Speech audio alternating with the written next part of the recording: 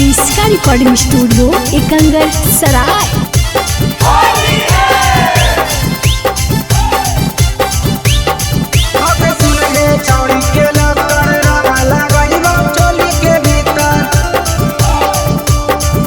Presented by किसका films.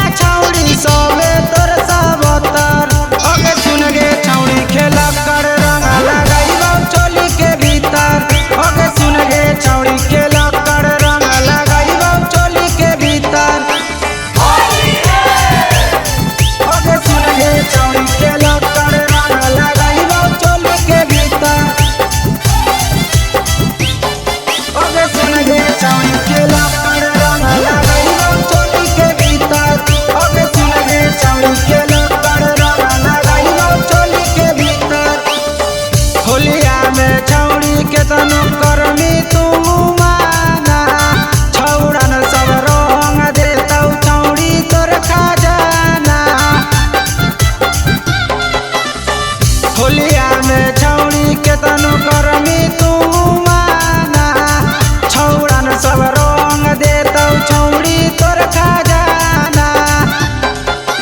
नीचे डालतौ ऊपर डालतौ डालतौ गतर गतर, नीचे डालतौ ऊपर डालतौ डालतौ गतर गतर।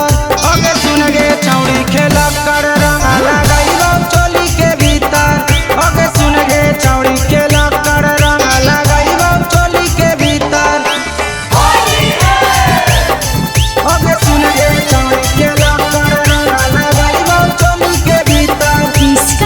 स्टूडियो एकंगर सराय।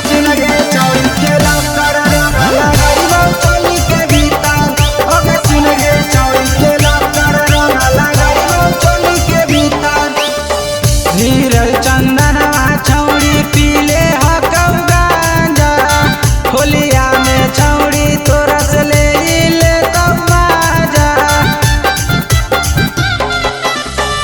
राहुल गुलशनवा छौड़ी पीले हकौ गांजा, होलिया में छौड़ी तोरा से ले लेतौ माजा।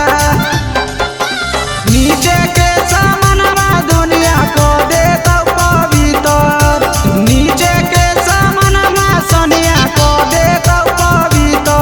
ओके सुन गे छौड़ी के लक्कड़ रंग लगाइबौ चोली के भीतर। ओके सुन गे छौड़ी के लक्कड़ रंग लगाइबौ चोली के भीतर।